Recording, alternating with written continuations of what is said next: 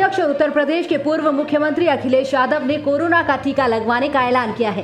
Corona टीका को BJP की वैक्सीन बताकर इसे न लगवाने का ऐलान करने वाले अखिलेश यादव के सुर अब बदल गए हैं।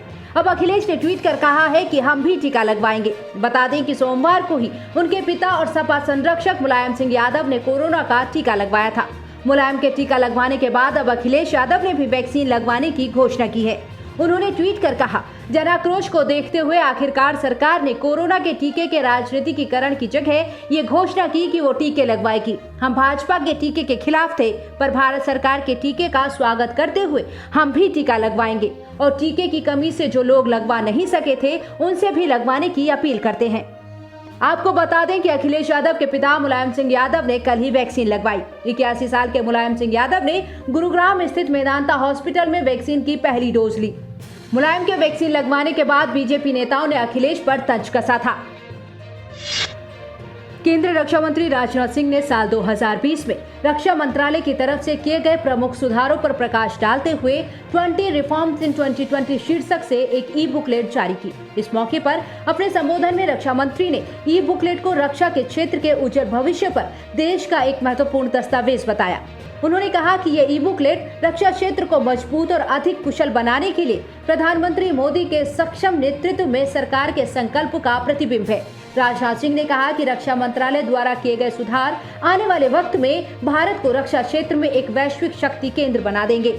ये ई बुकलेट नीति परिवर्तन, नवाचार और डिजिटलीकरण के माध्यम से सशस्त्र बलों में आधुनिकीकरण लाने के लिए रक्षा मंत्रालय द्वारा साल 2020 में किए गए सुधारों का एक संक्षिप्त अवलोकन है। हमारे प्रधानमंत्री आदरणीय नरेंद्र मोदी जी के मार्गदर्शन में जो कुछ भी डिफेंस सेक्टर में इस डिफेंस मिनिस्ट्री ने काम किया है और 2020 इस वर्ष के दौरान और जो महत्वपूर्ण सुधार किए हैं उसका यह दस्तावेज तैयार हुआ है। और मैं समझता हूं कि यह जो कुछ भी डिफेंस रिफॉर्म्स हुए हैं वह डिफेंस सेक्टर को बेहतर बनाने के लिए, सुदृढ़ बनाने के लिए और सक्षम बनाने के लिए यह सब सारे सुधार हुए हैं। बहुत विस्तार में जाकर इसकी चर्चा करने का भी कोई औचित्य नहीं है कि क्या क्या सुधार हुए हैं, क्योंकि अभी अभी हम लोगों ने देखा है प्रत्यक्ष अपनी आंखों के सामने और हम सबके हाथों में ये बुकलेट भी है।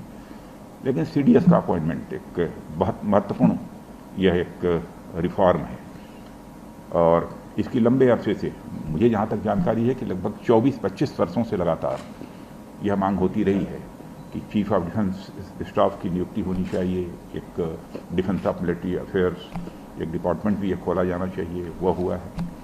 इसके अतिरिक्त बॉर्डर रोड ऑर्गेनाइजेशन ने भी हमारी सीमाई सुरक्षा को चुस्त दुरुस्त बनाने के लिए भी, यानी कनेक्टिविटी को बेहतर बनाने के लिए भी जो प्रयास किया है वो बहुत ही सराहनीय है।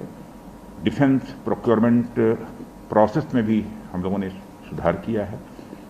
स्वदेशीकरण के लिए जो महत्वपूर्ण प्रयास डिफेंस मिनिस्ट्री के द्वारा हुए हैं उसकी जितनी भी सराहना की जाए वह कम है और मॉडर्नाइजेशन की दृष्टि से भी प्रयास हुआ है और डिफेंस मैन्युफैक्चरिंग में भारत आत्मनिर्भर बने, यह हम लोगों का एक संकल्प है और इस संकल्प को पूरा करने के लिए बहुत सारे कदम उठाए गए हैं और जो कुछ भी हम लोगों ने किया है अपने प्रधानमंत्री जी के मार्गदर्शन में किया है।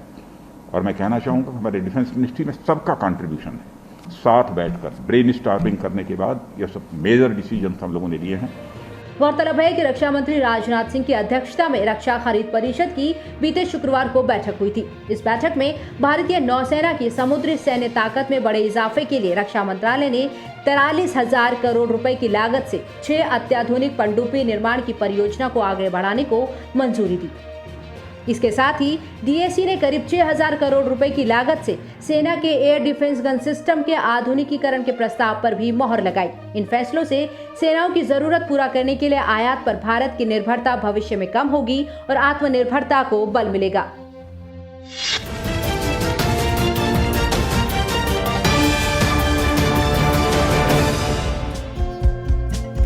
हमारे चैनल को लाइक, शेयर और सब्सक्राइब जरूर करें और नई अपडेट्स के लिए बेल आइकन दबाना ना भूलें।